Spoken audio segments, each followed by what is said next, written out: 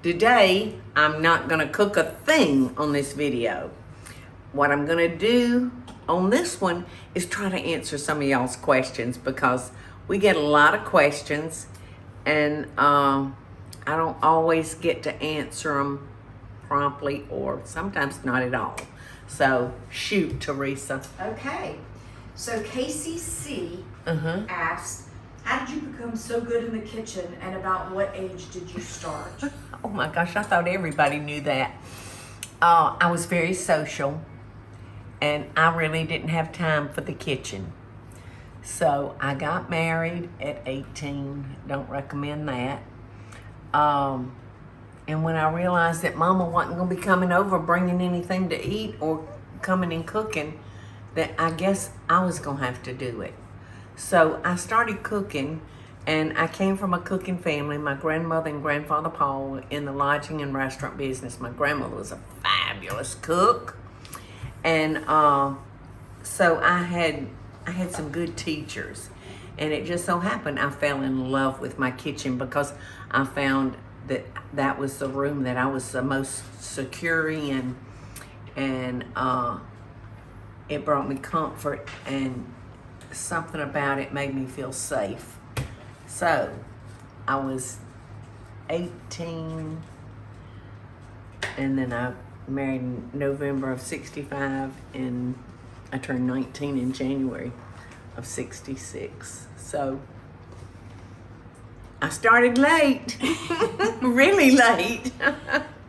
Okay, somebody asked, this is from Adam B. He asked, and this is about the lemon blossoms recipe. Oh, okay. And his question is, if you were making the orange version of this, do you still use lemon pudding mix or just vanilla?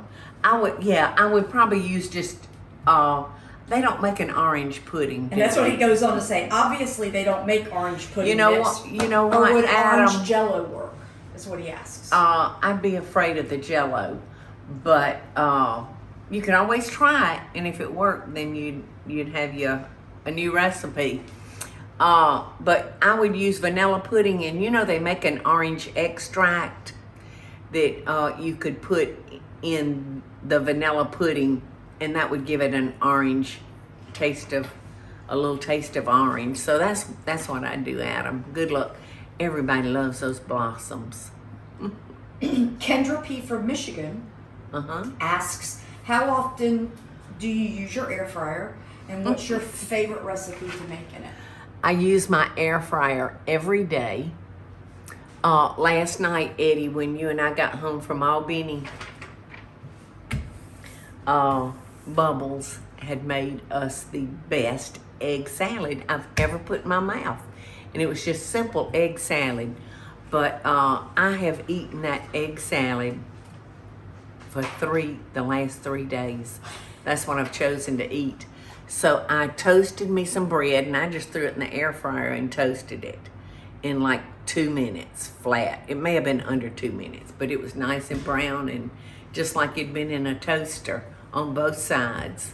So there's so many things I love to cook in my air fryer, but I'll tell you, hands down, salmon is 10 times better cooked in my air fryer than the oven. And I guess it's because the salmon is in a smaller place, Adam, and that heat is circling this container with really a lot of force. So salmon is incredible in here, and that's probably my favorite. Although I cook burgers, it cooks my biscuits perfect. It cooks everything. I use it all the time. Mine stays out on the counter, Adam. Now that was Kendra that asked that question. Oh, Adam Kendra. was the orange blossoms. Okay. It's okay. Well, you need to think about an air fryer too, Adam. So Kendra, I hope you enjoy yours as much as I do mine. So Tracy S. asked, my husband and son will not eat anything that has mushrooms in it. I see lots of recipes I'd love to try, but not sure what to do.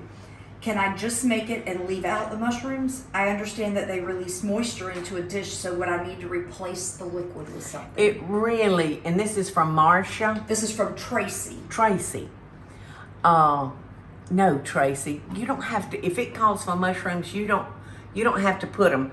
But I tell you what, there's a lot of water in mushrooms, so it really depends on your recipe. You know, you could add a little chicken stock, you know, for to replace the liquid that you would get out of the mushrooms. But no, don't worry about that. Just leave them out. And you know, you'll think of a replacement, something you can replace those mushrooms for if you're trying to work in another vegetable for your family. But no, honey, you put what your family likes in it. And if it calls for something that your family don't like, don't put it. Okay, so Jessica Mack asked, is there a dish you don't like to cook? Is there a dish I don't like to cook? Jessica, I don't like to cook anything if I can't pronounce it. I'm a real stickler about that. I like to be able to say the word. I would not have any interest in making sweet bread, learning how to make it, because you know what sweet bread is, Eddie? Yes. It ain't bread, No. and it ain't sweet. Yuck. It's organs. And I ordered that in a fancy restaurant one night years ago. And I said, ooh, sweet bread. I'm having me some sweet bread for dessert. I thought I was going to lose it because it was nothing. The name was very, very deceiving. So, and I don't enjoy making anything that really needs goat cheese. I don't like goat cheese either. Okay, so Karen M. asked, will you still have a deep fryer in your remodeled home? You know, I had a deep fryer, Karen, in the kitchen. You've probably been in that kitchen with me many times, and you know that my deep fryer sat next to my stove with a big griddle in the middle. Well, that deep fryer is still there, and honey, it's staying there. Because sometimes you just got to have a deep fryer for those fried shrimp. Wow. Okay, this one's a good one. Morgan R. asked, have you ever made a recipe for dinner that was a total flop that you had to throw it out and order dinner in?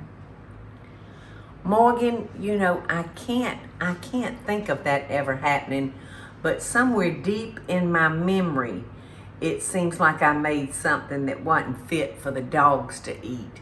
But it would have been many, many, many years ago.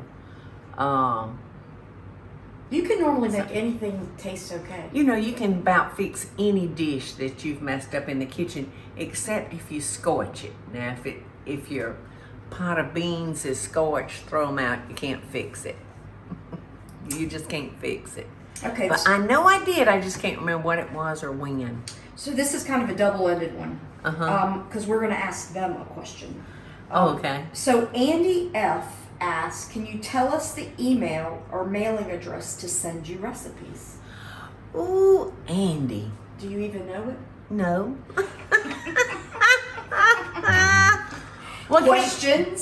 Questions at pauladeen.com. How easy is that?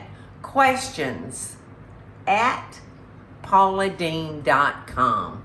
Send me your comment or a question.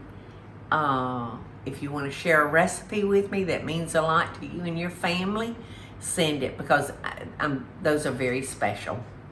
I love recipes that have brought a lot of memories to one's family, you know, and just makes you feel good. So please, Andy, I'm going to be waiting to hear from you. And that was kind of what we wanted to hear from them, is we'd love to get some recipes. We'd love to hear what they would like us to cook on here. I just love knowing what people are doing out there, Teresa. I love to know. I know what I'm doing, but I love hearing about what everybody else is doing out there, because you get in a rut, and sometimes you have trouble thinking outside the box. So when I see something that y'all are doing that I hadn't thought of, that helps me think outside the box, and I can't thank y'all enough for that. So that's it with the questions today. I guess Teresa and Eddie, Teresa, and myself, we all send y'all love and best dishes. And keep those questions coming. And if I don't have the answer, I'll find it. Hey y'all, it's Paula Deen. Now, if you enjoyed this video, be sure to like it and click the subscribe button as well as the notification bell to be alerted when I post a video. Love and best dishes, y'all.